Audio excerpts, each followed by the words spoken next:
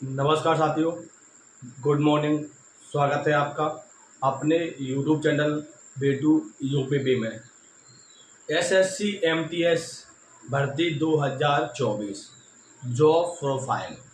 बहुत से मेरे साथी लोग हैं जो जानना चाहते हैं कि एसएससी एमटीएस में वर्क क्या रहता है, छुट्टी कितनी मिलती है, हवलदार में वर्क क्या रहता है, कितनी तनख्वाह मिलती है, वगैरह वगैरह सब कुछ आप लोग जानना चाहते हैं। अगर फॉर्म भर रहे हैं जितने बच्चे, फॉर्म भरने से पहले सबका मन होता है कि पहले जान लें कि इसके बारे में तो कोई भी वैकेंसी होती है, अगर आप उसमें इंटरेस्टेड हो कि हम इसमें फॉर्म भर रहे हैं, आप उसमें जॉब में इंटरेस्टेड हो, तो आपको ये जानना ज़रूरी है कि इसमें वर्क क्या रहता है, अंतर क्या है। क्योंकि आप फॉर्म भरोगे, बहुत से बच्चे हमारे पास कमेंट कर रहे हैं कि हम एमटीएस में फॉर्म भरें या फिर हम हवलदार में फॉर्म भरें। तो आज आपको इस वीडियो के माध्यम से जान जाओगे कि आपको किस चीज़ में फॉर्म भरना है और क्या अंतर है, सैलरी का अंतर कितना होता है, समझ लीजिए विस्तार से। देखो, एमटीएस और हवलदार, ठीक है, दोनों का पहले मैं ग्रेड पे की बात करता हूँ। दोनों का ग्रेड पे होता है 1800। दोनों का ग्रेड पे 1800 होता है। आपकी जो टोटल पोस्ट निकली हुई है वो आपकी 8326 है, ठीक है। टोटल पोस्ट 8326 है।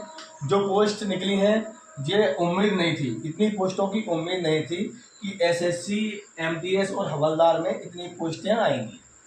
दोनों की ग्रेड पे आपकी हो गई है 1800। 1800 ग्रेड पे में लगभग आपकी जो सैलरी है वो लगभग 33,000 मान लीजिए इसकी, और 32,000 रुपये मान लीजिए इसकी,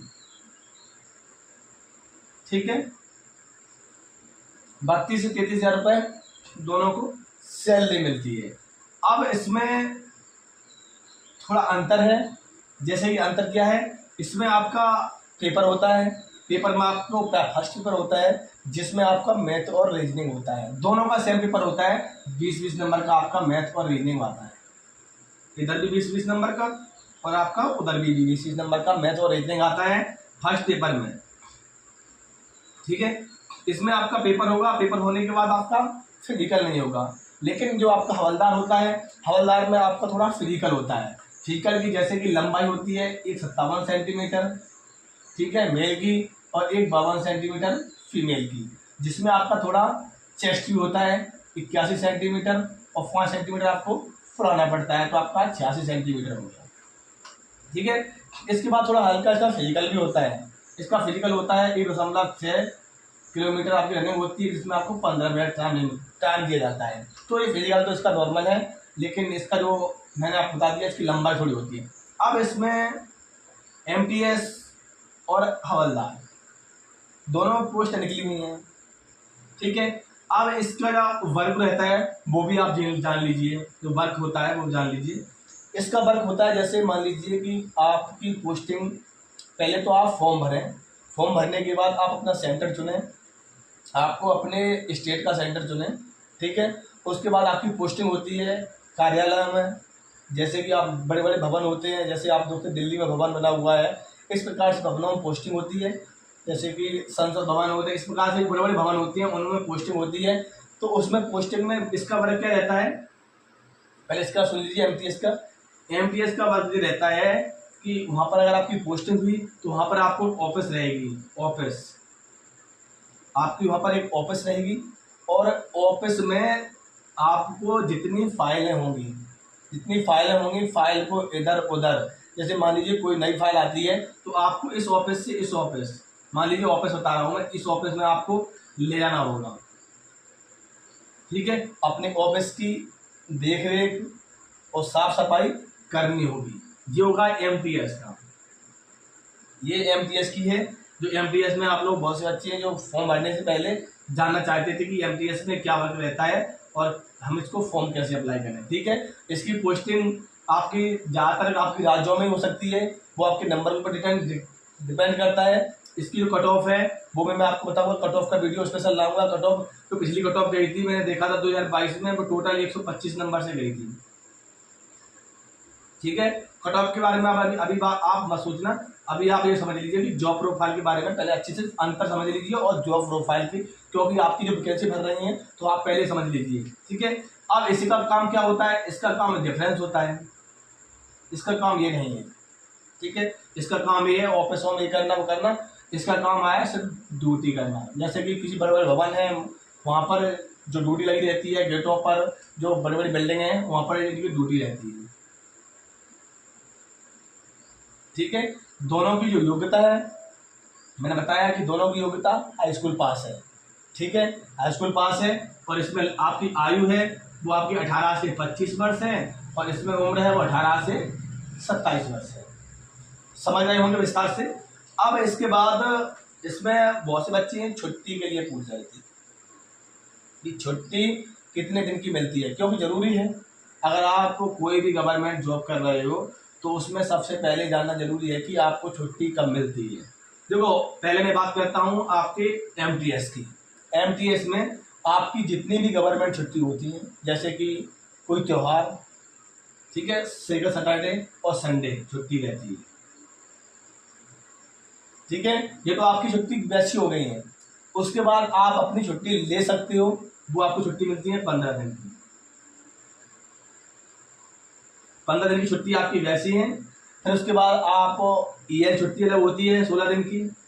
उसके बाद मेडिकल छुट्टी होती है, ठीक है। इस प्रकार से आपकी छुट्टी हुई।